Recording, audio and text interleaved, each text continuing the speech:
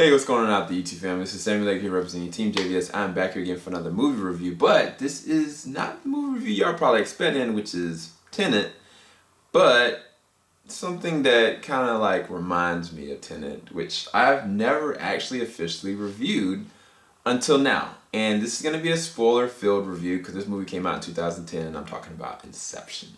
An all-star cast, phenomenal like concept, written and directed by the man himself, Christopher Nolan, and it is easily one of my favorite movies of all time. And honestly, I really don't have any critiques, negative critiques in terms of this movie. I just really just want to just gush about it. So we'll see what happens tomorrow when I go and check out Tenet. You guys are gonna get like a full-fledged review for that. But this is gonna be just a straight shot review. So here we go. So just off the cast alone, you got Leonardo Dicaprio, Joseph Gordon-Levitt, Tom Hardy, Ellen Page, Michael Caine. Who else? Got my man Ken Watanabe, Cillian Murphy, bro. Like shout outs to him. Marion Cotillard. What's my man's name? I can't even pronounce his name. It's Pete, but Postal Weight. I think that's an early pronunciation. Marion alone is an Oscar winner. like these people are the best of the best. Joseph Gordon-Levitt and Ellen Page, even though young, were some of the best child actors. And of course, Leonardo DiCaprio is in that same exact vein of that. And so just off the cast alone, I was excited about this movie when it came out in 2010, to be quite honest with you. But the concept of it is always fascinating to delve into, not just science fiction, but the concept of dreams and what happens when you dream. Like a lot of people, they go and they dream, and you try to think in yourself like, man, I didn't think about, this scenario. This is not a scenario that I've seen in any kind of movie. Some dreams are so vivid, you try to ask yourself how this even works, And this movie outlines that in the most fantastic way you can even think of. But they add a certain spin to it. So it was like basically the military devised a way of being able to go into soldiers' dreams, or dreams. The soldiers being able to go into a dream state to be able to work and learn and train without having to hurt themselves, but also condition themselves to be able to kill or dismantle or do what they need to do on a subconscious level. The difference with this is that Leonardo DiCaprio, Joseph Gordon-Levitt, and of course Tom Hardy, they've worked in a line to try to basically take things or manipulate things to their betterment. But the biggest thing about what Christopher Nolan did with this is he added a lot of heart and a lot of pain and guilt, and you feel like by the end of the movie you're like, oh my gosh, what did I experience? Oh my gosh, this is a redefining moment for this character Dom Cobb. Or whoa, at the end of this movie, did he actually get out? Like, question you all these different things while at the same exact time simultaneously entertaining you to the utmost. Because, well, okay, one small critique. In 2010, this movie came out. It's 2020 right now, so it's 10 years later. Some of the VFX is not as polished as I remember, but the concept between the visual scope, the actual natural visual effects, like the actual visual effects, and the concept design, like it is so memorable. It's timeless. Like, this is a historic movie on so many different levels. But just thinking about, again, the character Don Cobb, he, him and his wife, Maul, they just wanted to merge with the technology, and he always wanted to kind of push the envelope. He wanted to see how deep you could actually go within your dreams, what you could design, what you could create, until unfortunately he got stuck there. Him and his wife, they got there and she couldn't get out. She didn't want to get out. she decided to turn off the side of her brain that believed that this was her reality. And he had to find out a way of getting them out. And of course, he eventually got out, but you find out later on down the line that it's deeper than that. He was the first one to create an idea of Inception, essentially to get her out. But in doing that, he indeliberately changed her actual emotional makeup. So it's like she actually had like a psychological break while they went in the first time. And they stayed down there for a long amount of times, for years. And she just decided that this is my new reality. And it goes back to like, you can't force somebody to change. You can't force somebody that's dealing with a mental illness. Because even though from concept it makes sense, like, okay, you think that your reality is this, so no, like in order for you to get back to your reality, you have to kill yourself. She still believed that that was her reality. That didn't change anything. And all it did was it bled over into the real world that she needed to go. And it was sad, bro. But from a lesson standpoint, like, the reason why when he gets so deep or when he gets lost in his own self and his subconscious is kind of bleeding over, and when they do emphasize that a subconscious thought or a nature or something that happens is not something you can necessarily tailor or change. Like, it's deep within somebody's subconscious. That's the whole point. This is not something that you can consciously be able to reason with or deal with. That's why a lot of people deal with a lot of anger issues. That's why a lot of people deal with, like, from situations of abuse or like emotional scarring. For me, when I went and I had my car accident, you know, after that point, like, I just was dealing with that trauma with a lot of like road rage and fear and concern on a subconscious level. That, like, it wasn't that I wanted to feel that. That's just something that happened, you know. From that moment, it spreaded. And it's hard to deal with. That's hard to get over, and it takes help. And I think that one of the grounded things about Cobb as a character, again, is that guilt, he never lost sight that he was the person that was responsible for putting him in that place. Even though on the surface level, Ellen Page was like, no, it's not your fault. Like, she, you know, lost place of reality. No, like, I did that to try to get her out. But that same exact thing is what makes me grounded enough to know that this is not real, because I caused this infusion of my own reality.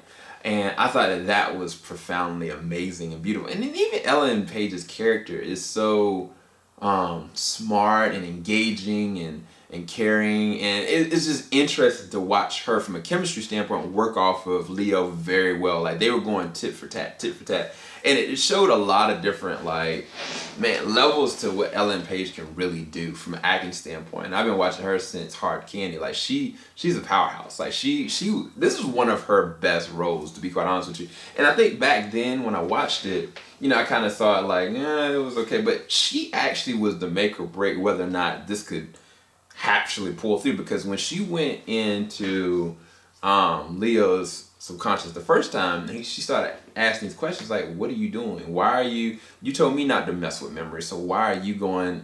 He's like, no, this is the only way I can dream anymore. And I'm gonna be honest with you guys, some people don't have the ability to be able to dream anymore. Like, they dreamt when they was younger, and it's just now they just don't even remember their dreams at all. And it's like, sometimes dreams can be an escape. They can be good. They don't always have to be horrific. And for him, it was like, that's the only way he can be able to dream anymore, is to live back in his own memories. But he also was trying to keep her stationary in this bubble because he needed to hold that guilt inside. And he eventually released it. He let it out because he knew, you know, he lived a long life with his wife. Even though it wasn't a natural one, he had to accept it and he had to let it go. And that was all also associated to Ellen Page's pushing him and motivating him. And it was very fascinating of a story to actually watch. And even like different people that were connected to him, like Michael Caine's character, that was trying to tell him like, come back to reality. Or even like the character Sato, like, he was like, yo, I'm gonna honor you with this, but like, you have to pull through, you know. And even their relationship was fascinating because technically, in hindsight, looking back, like Saito, like for real, his mind could have been lost. And I think that it does show that Cobb is a good man. I mean, granted, he knew that was the only way he could get back to his family, but I think that he genuinely does care about people. I think he genuinely is actually a good man.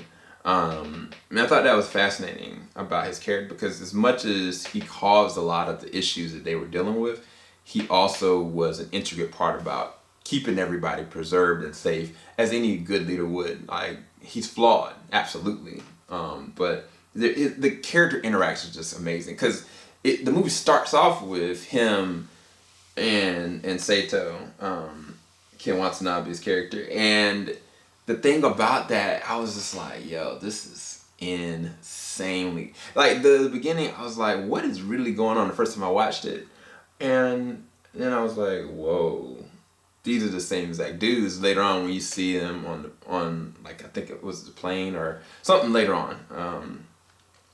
What else do I want to go and delve into? Oh, Joseph Gordon-Levitt as the action star as well as Tom Hardy.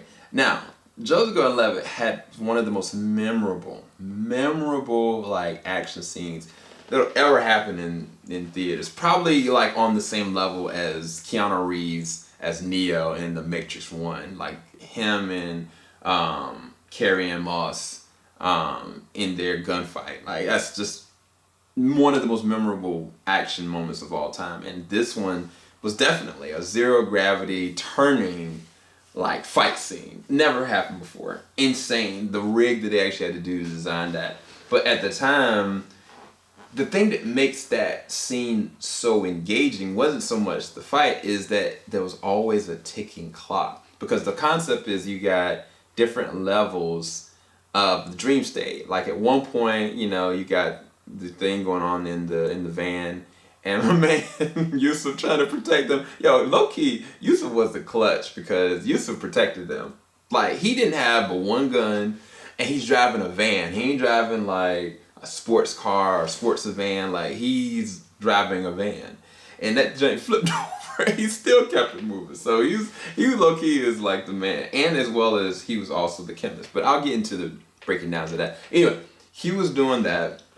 Next level was responsible for that was Arthur, of course, Joseph Gordon-Levitt's character, and it was like there was a clock in between each one because the next level down, it was really honestly on Saito and Tom Hardy's character, Emus.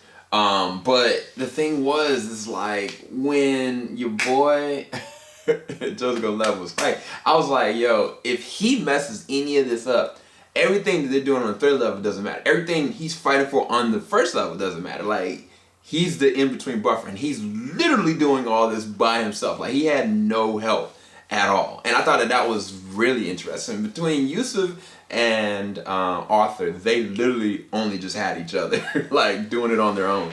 So I thought that was really interesting to give Joseph Gordon-Levitt that opportunity. And not just that, he makes a lot of good classic moments in this, like him describing to Ellen Page the whole concept of the different forms of what this looks like, whether it is being the architect or being the actual forger or being the actual chemist or being the person that is coming up with the plans or the typography of way that the design is going to be, and the ins and outs. Like, he's going about like so many different levels of describing it for us as the viewers, as much as he was going and telling it for Ellen Page. So it's kind of like we were literally living vicariously through him, because he also told us the different expositional moments about Cobb and about his wife. All the different information had to rest on Joseph Gordon-Levitt's dialogue throughout most of the movie, even though the main character and the focal point was Leonardo DiCaprio.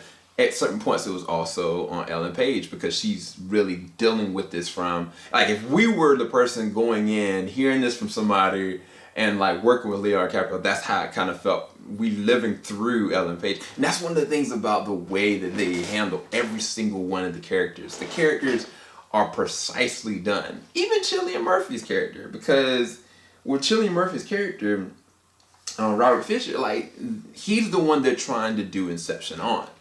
And by the time you get done with the movie, you're just like, dang, I mean, this concept that they're doing is definitely trying to get rid of this company, but did they really help this man? Because it seemed like he might have got some real closure within his own heart. Because, like, low-key, on the third level, when he went to the room and was, got that revelation that the way that Tom Hardy kind of manipulated and changed it, and I'll get into him in a second, it was beautiful, bro. Like, it was a very touching and beautiful scene. I mean, there's so many different emotional scenes, whether it be like Leo witnessing and watching his wife set him up to die, and even like Ellen Page, like, going and she's in the middle of building and discovering and stuff like that, and Maul just coming up to her and stabbing her and she waking up. Like, there's so many different emotional, visceral moments like that that you don't expect in a blockbuster movie. Like, this movie on a scope level is just here all the time. And it's a masterpiece, bro. It really is a masterpiece. And then you got your boy Tom Hardy.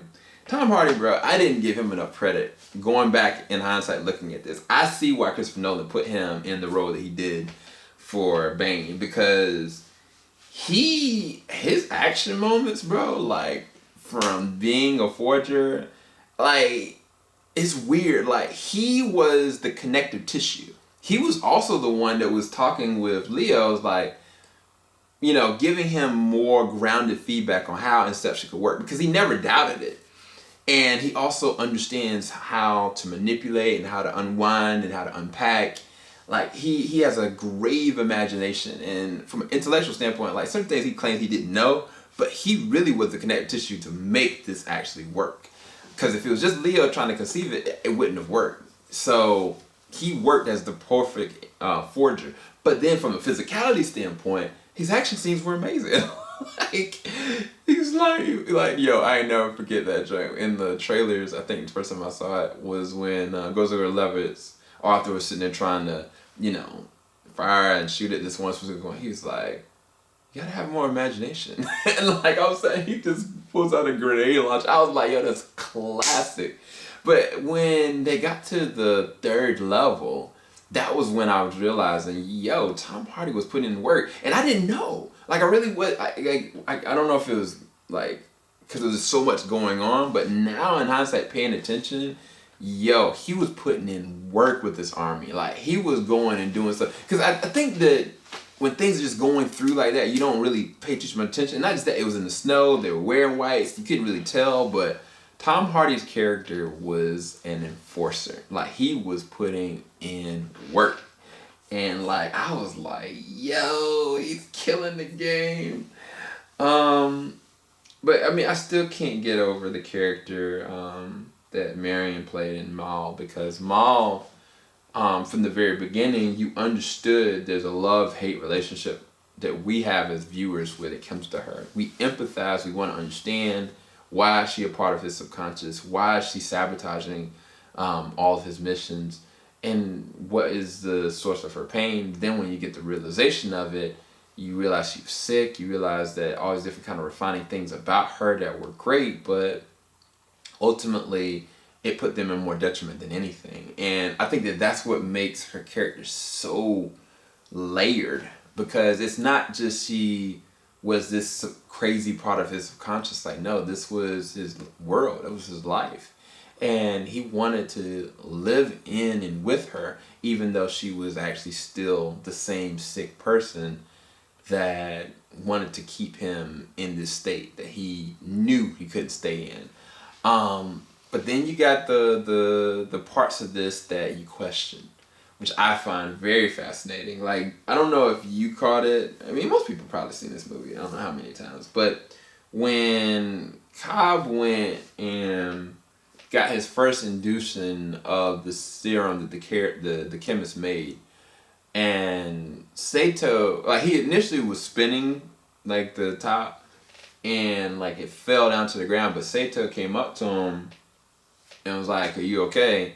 That was the last time that Cobb actually officially checked to see if everything was real. And the last time he tried again was when he was back home. The weird thing about that is how and why would they be in the same exact position that we've seen them in this whole entire time? Why wouldn't they have been aged? And so it's like, it begs the question, you know, did he dream all this? Is he still in a dream? And if so, what does that actually mean? And I mean, I've always rested at the top did fall over, because I mean, in the very last moment, and even when I put the subtitles on, I left the subtitles on intentionally, it even says like totem rattling versus just spinning. And I think that it looked like it was about to just topple over. Christopher Nolan played with us, bro. Like, he was playing with us. He was like, he had him in the same exact position and everything. And it's like, of course, like, he's forgiven himself. He's let things go. He's let Maul go. He's moving forward. He's got back home. He's done everything he's supposed to do. He did the impossible of bringing somebody back from the abyss of purgatory, essentially. Because it was like, he was already on the 3rd level, and then he let himself go so he can save Saito. It was just crazy. And the other thing about like being in the bottom recesses, if everything collapsed around them, and I'm just curious to see how. I always assumed that Saito shot Cobb in the head, woke him back up, and then he shot himself. But it's kind of like, why wouldn't Saito do that initially? Did he forget? It's just so many different questions to this. And on top of that, I don't know if y'all noticed, and I didn't notice until tonight, was when Cobb goes back to when he goes back to the airport, and he goes and meets Michael Caine's character, he actually sees, or we actually see as a viewer, Fisher's welcoming party. But the two people that were part of that were the two people that are part of his subconscious in the 2nd level. And I was just like, wait, why are they? So, I don't know. I mean, I didn't even notice that before. But again, that's how amazing this freaking movie is. And that's what I'm hoping that Tenet is gonna be. Easily a 10 out of 10. I'm sorry I took way too long dissecting this. And I'm actually a little sleepy, so I apologize if I'm slurring my words a little bit. And there's a lot of more other things to kind of go over, but I think I hit all the main points. Is there anything else? I don't think so. So we'll see. We'll see how Tenet is, but as far as Inception, how can it not be amazing? Because it already happened. Anyway, I'll talk to you guys a bit later on. Keep it locked. JVS, we ain't gonna stop. Y'all have a blessed one. Make sure you like, subscribe, hit that bell button, and stay tuned for our Tenet review. Peace, guys.